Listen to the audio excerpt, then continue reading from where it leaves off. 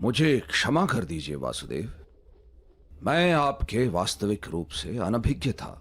आप अवश्य मेरा वध कर सकते हैं, किंतु आप मेरा वध करने हेतु अपने प्रण को त्यागने के लिए सज्ज हुए हैं। अवश्य ही मेरा कोई महान दोष होगा। क्या दोष है मेरा वासुदेव, बताइए।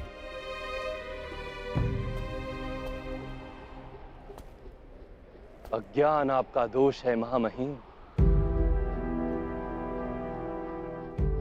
आपने धर्म के वास्तविक रूप को जानने का तो कभी प्रयास ही नहीं किया। करुणा के छत्र तले जब तक समग्र संसार समा नहीं जाता, तब तक समाज में धर्म अधूरा रहता है। किंतु आपने केवल अपने परिवार का विचार किया, संसार के कल्याण का तो विचार ही नहीं किया आपने। इसलिए आपका त्याग भी स्वार्थ का ही रूप है। मैंने अपने पिता के सुख हेतु राज्य का त्याग किया, आजीवन ब्रह्मचर्य की प्रतिज्ञा ली। इसमें मेरा कोई स्वार्थ नहीं था वासुदेव। ब्रह्मचर्य की प्रतिज्ञा और राज सिंहासन का त्याग अवश्य उत्तम कार्य थे, किंतु आपने समाज के प्रति अपने उत्तरदायित्व का त्याग क्यों कर दिया महामहिम? कुरुवंश में आपसी संघर्ष न हो, हस्तिनापुर के राज सिंहासन के लिए युद्ध न हो और कुरु राष्ट्र की प्रजा को हानि या दुख न हो, इसीलिए मैंने ये प्रतिज्ञाएं दी वासुदेव। अपने चारों ओर दृष्टि डालिए महामहिम। क्या चल रहा है यहाँ? आपकी प्रतिज्ञा ने इस विग्रह को, इस युद्ध को टाला तो नहीं?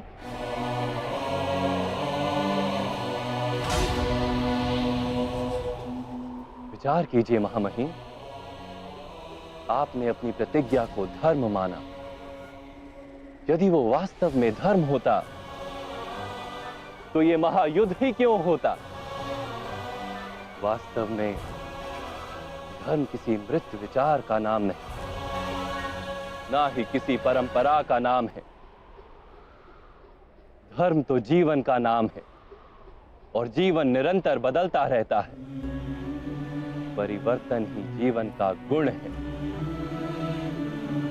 और परिवर्तन हेतु मनुष्य को कर्म करना पड़ता है, और आपने कर्म का ही त्याग कर दिया महामहिम। किंतु मैंने तो जीवन के प्रत्येक पग पर उचित कर्म किए हैं वासुदेव।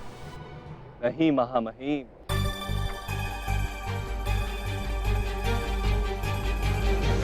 इस जन्म में आप कर्म के बंधन से ना बंधें, इस कारण आपने कोई वास्तविक कर्म किया ही नहीं। कर्म का अर्थ होता है निर्णय लेना और अपने निर्णय के परिणामों को स्वीकार करना। किंतु आपने कब कोई निर्णय लिया महामहिम? महाराज पांडु के राज्य अभिषेक का निर्णय क्या आपका निर्णय था? एक जन्म से नेत्रहीन व्यक्ति राजा बनने के योग्य नहीं होता। इसलिए मेरा मत है कि ज्येष्ठ भ्राता पांडु का राज्य अभिषेक होना चाहिए। महाराज धृतराष्ट्र और महारानी गांधारी के विवाह का निर्णय। अक्षय तृतीया की शुभ मुहूर्त पर कुमार धृतराष्ट्र का विवाह गांधार की कुमारी गांधारी के साथ संपन्न हो। महाराज धृतराष्ट्र को अधर्म से रोकने का प्रयास क्यों नहीं किया आपने महामहिम? कुमार दुर्योधन पर वार करने वाले इन मत्स्य जनों का न्याय तो कीजिए।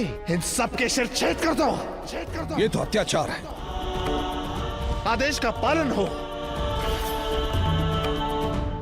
युद्ध सभा का निर्णय और उसमें पांचाली के अपमान को ना रोकने का निर्णय। रामा, आपकी कीर्ति तो समग्र आर्यवर्त में है। आप तो स्वयं माता गंगा के पुत्र हैं। अपने समक्ष ऐसा व्यवहार देख के आप मौन किस प्रकार रह सकते हैं? इस युद्ध का निर्णय आर्यवर्त में धर्म की फिर से स्थापना करने के लिए युद्ध अनिवार्य है। सभी अधर्मों को रोकने का आपके पास सामर्थ्य भी था और शक्ति भी। किंतु आप निर्णय नहीं ले सके महामहिम। आप केवल अपनी प्रतिज्ञा और अपने प्रण से बंधे रहे। मैं दास बनकर अपना जीवन व्यतीत करूंगा। वास्तव में कर्तव्य के नाम पर निर्णय लेने के उत्तरदायित्व से आप भागते रहे।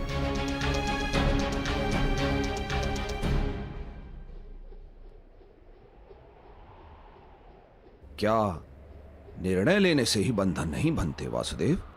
बंधन से छूटने के लिए निष्काम कर्म के सिद्धांत को समझते तो आपका जीवन धर्ममय हो जाता महामहिम।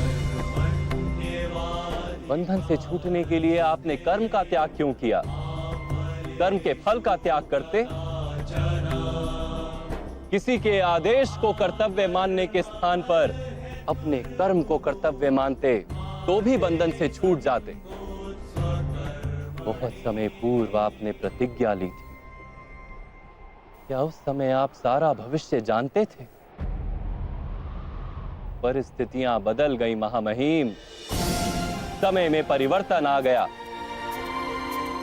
किंतु आपने अपनी प्रतिज्ञा नहीं तोड़ी और ना ही किसी परिवर्तन को स्वीकार किया। उसी का परिणाम है कि आज ये युद्ध हो रहा है। तो क्या प्रतिज्ञा का कोई मूल्य